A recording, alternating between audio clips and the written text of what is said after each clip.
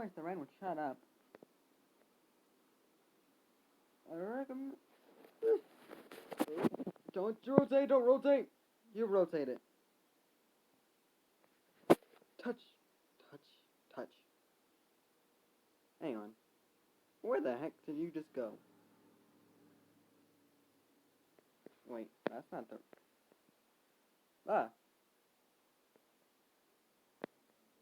Alright.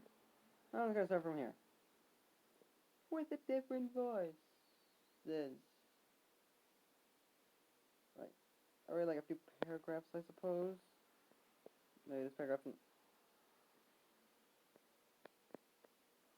Perfect.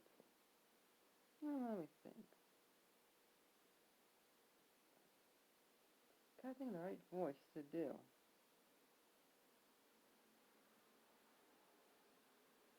I collapsed as soon as I reached the school. What happened to you? A voice asked. I turned and saw Alice and Sarah standing there. I frowned. How'd you guys get here so fast? We've been here, Allison. You look like you just saw a ghost. I just saw the shadow that I saw yesterday morning, I said. What kind of Sarah began. Something bad's gonna happen, I said suddenly, interrupting her. Alice asked, what's about to happen? Then an explosion was heard from the side of the school. I ran towards it, completely forgetting about Alice and Sarah as they shouted at me to stop. There was a hole in the side of the school with smoke billowing out of it. Then a guy came out with a gun in his hands.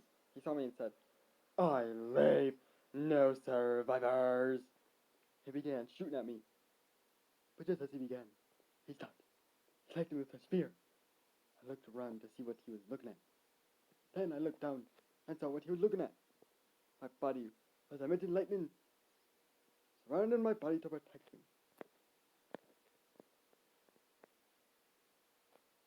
My body acted on its own accord, and summoned a bolt and blasted it at the guy. He went flying so high, he never landed again. Sarah and Alice came up behind me, and Alice asked with her voice wavering, how did you do that? I don't know, I said. I knew there'd be a reason not to trust you, Sarah said. You did just save the school, Sarah, Alice said. After that unexpected event, my life was forever changed. It took me a few days until I learned how to control my powers. Then somehow I heard a truck and the horses that were inside. I tracked the truck down for miles until I finally found it. Inside I saw horses locked up. I went inside, through the back, and saw the driver busy trying to call someone. I told the horses I was going to free them, and went up to the driver. You have no right to be locking horses, I said to him. What I do ain't nothing. We tried it again. What I do ain't any of your business, kid, he answered. You can just buzz off. I'm not going anywhere until you set these horses free, I said to him. He took a minute to respond. Guess you're going to be here a while then, kid. At least until my buyer gets here. I said, so, you're selling them. Won't do you any good if they're free. I blasted all the locks off and set the horses free, just like I promised. Then I shook the driver just so he would learn. I left a note for the buyer about buying horses. Don't buy any horses. Don't buy horses anymore, or you'll end up like him. Okay, that's part one. Part two. Part two. Oh, thank you. You do. Then I heard that voice again. You must follow Miranda, it said. She'll lead you to the things you've forgotten. Who are you? I called out. All it said was, you'll soon find out. I recognized the voice, but I couldn't place it. You must wake and find Miranda, it said. Then I awoke and found myself in a hospital. I saw Pete and Victor sitting next to the bed. Pete saw that I was awake and said, he lives! Victor looked up and saw me awake. They both looked relieved to see me awake. Victor said, we thought you were dead, Sam. The doctor couldn't get a pulse from you, even after using the defibrillator. We were worried about you. How long have I been here? I asked. Nearly a month. a new voice said. I turned and saw a doctor. It's scientifically impossible for you to be alive, he said. Yet, here you are, awake and breathing. Do you remember anything? I answered almost immediately. My watch exploded and blasted me into a rock. You mean this watch? Wait, that's not the voice. Oh well. Pete asked as he held up a watch. It was my watch, all right. That didn't make any sense. That is my watch. I saw it blow up into pieces, I said. Pete replied, I found it next to your body, just sitting there. And you were laying there with scorch marks, and cuts. Blood was everywhere. Oh, yeah. Wait. Ah, shoot. I'm forgetting whose voices I'm doing now. The doctor's patched you up the best he could, Victor said. It seemed like you didn't even need to be patched up. You healed tremendously fast. Then the doctor returned and said that I was allowed to leave. And so I did. Ah! I'm gonna skip this one. Wait, what the?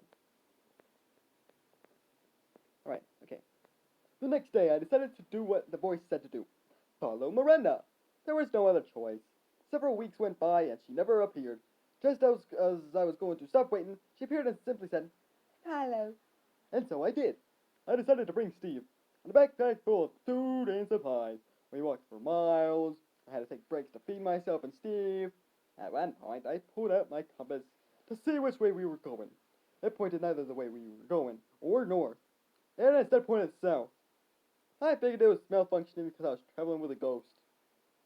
Several days later, we came across a giant building heavily guarded.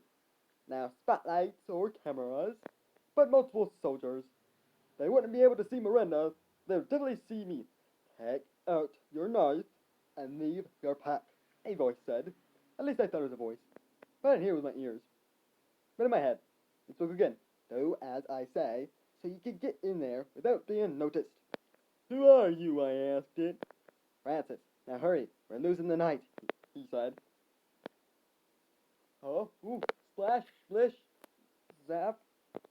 Alright.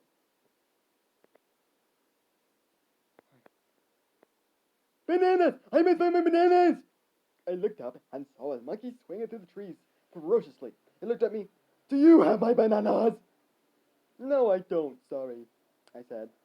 But you'll find them eventually. Just don't stop looking. It swung away, still yelling about bananas. What a strange monkey. The trees finally began to thin when I heard a voice whisper, ow. I tripped on something and hit my red head on a rock that was covered by the leaves. Quickly now, before he wakes up, the voice said. I felt myself being tied up and dragged across the ground. Sticks and stones covered my skin. Okay, skip. Ah!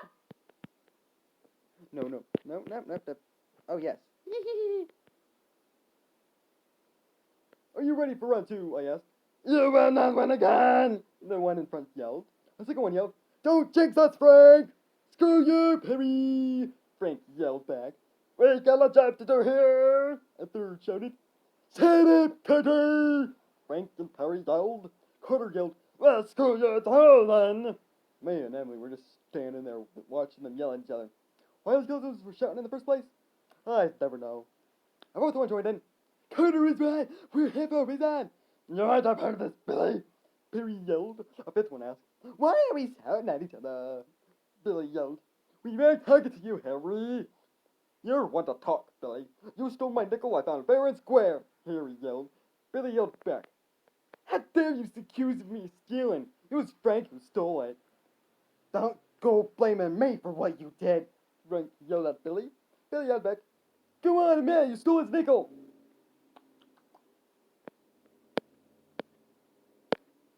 Okay, now.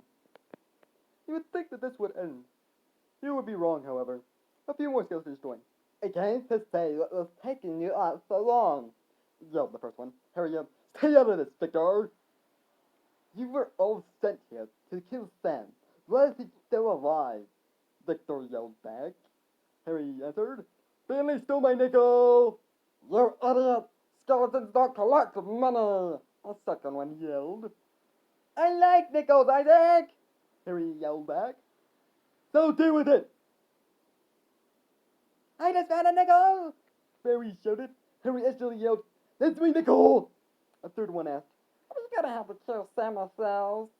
"No, Xavier, this isn't our job," Victor answered. Harry tackled Perry for the nickel, yelling, It's mine! It's mine! At that point, I told Emily to find somewhere safe to hide. After she was hidden, I told Jack to be above all the skeletons in case my plan went sourly. Okay, skip, skip, skip. Skip, skip, skip, skip, skip, skip, skip. Skip, skip, skip, skip, skip, skip, skip, skip, skip, skip, skip, skip, skip, skip. Skip, skip, skip, skip, skip, skip, skip. You know. Whoosh! Oh wait, get out of here, get out of here. Oh yes.